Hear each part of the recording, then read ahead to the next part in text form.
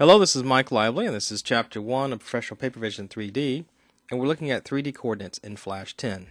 Now, another alternative title to this could be the good, the bad, and the ugly, because there's good news, there's bad news, and there's really ugly news. But there's also some really good news at the end, so let's take a look at the good. The good is that when you look at 3D coordinate systems, they can be fairly complicated, and depending on what engine you're working with. But with Flash 3D, there's only two coordinate systems, and one is this 3D coordinate system here, and then the screen coordinate systems. Let me bring something up real quick.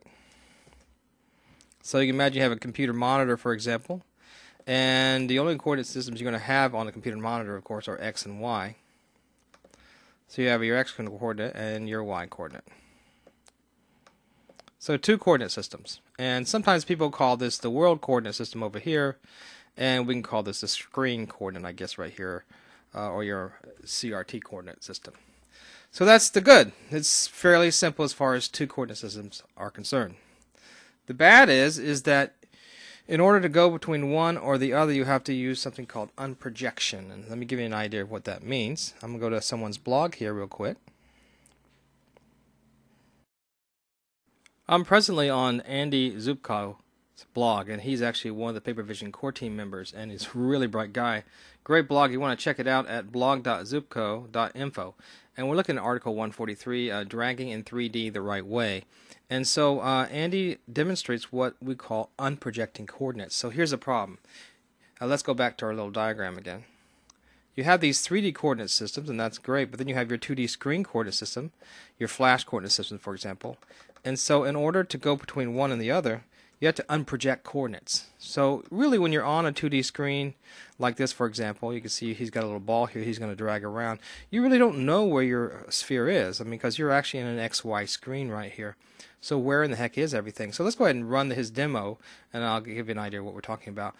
So he created this tremendous demo. It was really cute. And what he's got here is a ball, and or a part of the earth, and you click on it and you drag it. And that seems easy enough, right? Now I want to pay attention to a few things real quick here. Is that you got this little blue square that's moving around on the screen that the Earth is being attracted to. That's actually on a plane. So keep that in mind.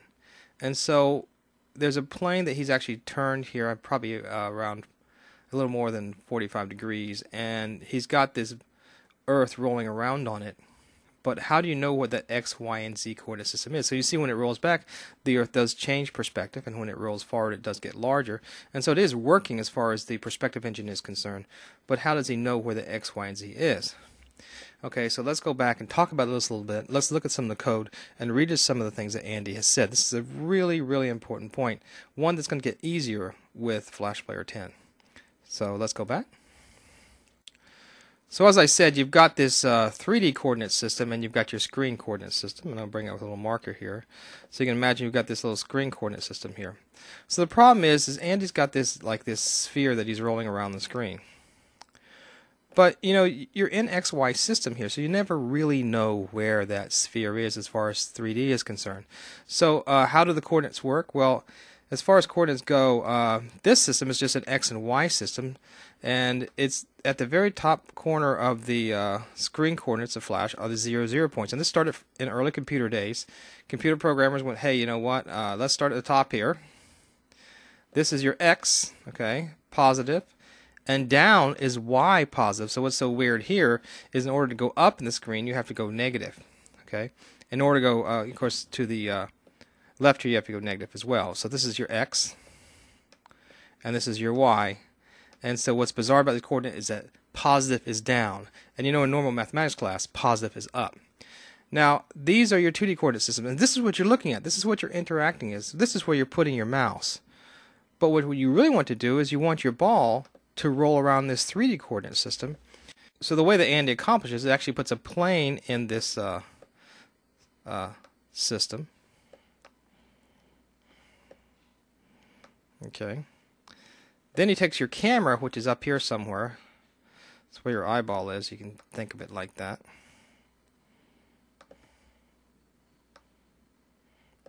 And he draws a ray from your camera down into the plane. Okay. And that intersection point with the ray from your camera to the plane is actually your X, Y, and Z point. So that's called unprojecting coordinates. So that's the bad of having these two systems, is in order to go from one to the other, you have to unproject coordinates.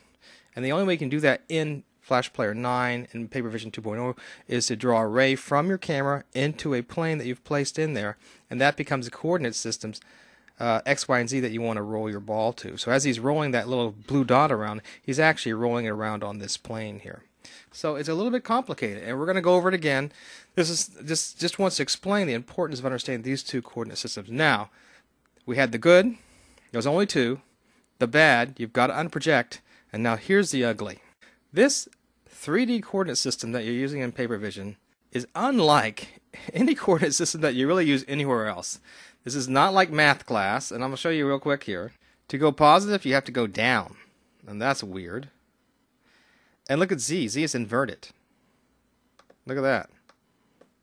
So as to go, going positive takes you in, and going negative takes you out, which is really kind of bizarre. But at least X is right, so that's just like you typically see in math class. So basically, the way all this goes is this is sometimes called an augmented left-handed coordinate system. And it really doesn't match anything else in the 3D modeling world. So typically you might have Z up, positive, when you model something, and in order to get that into PaperVision, you have to create a transform to get the model oriented correctly in this coordinate system. Now, a lot of people have problems with this. Just get used to it. It's going to be around for a while. This is in the Flash 10 player as well. X increases as you move to the right along the x-axis. Y increases as you move down along the y-axis. Z increases as you move away from the viewport or viewpoint. So the good news is that you have both of them in Flash Player 9 and Flash Player 10. And in Flash Player 10, you're going to actually save a lot of coding because this Z coordinate is now native, and you won't have to worry about unprojecting. So here's Andy's example again. We're basically our mouse is on X, Y coordinates. Our camera is basically projecting onto a plane here and giving us X, Y, and Z coordinates. And as I drag around here, I'm on an XYZ plane, and the calculations, in a sense, is determining the intersection point between that projected ray from my camera to this plane that Andy has created. You know, you don't see the plane; it's imaginary, in a sense, or invisible. And the ball is rolling toward those basically calculated X, Y, and Z points. A very neat scenario, but somewhat processor intensive. Let's see what Andy says about it on his blog. And by the way, I think this was brilliant. He did some good work here. If you go and take a look at the class that he created and the modifications he made, they're beautiful and actually not too difficult to understand. Basically, he says I introduced some new functions that make dragging in 3D possible. The main function which is essential to being able to drag in 3D is a camera object 3D.unproject method. And it does what it says. It unprojects coordinates. It takes a 2D screen coordinate and it gives you back a vector coordinate world space.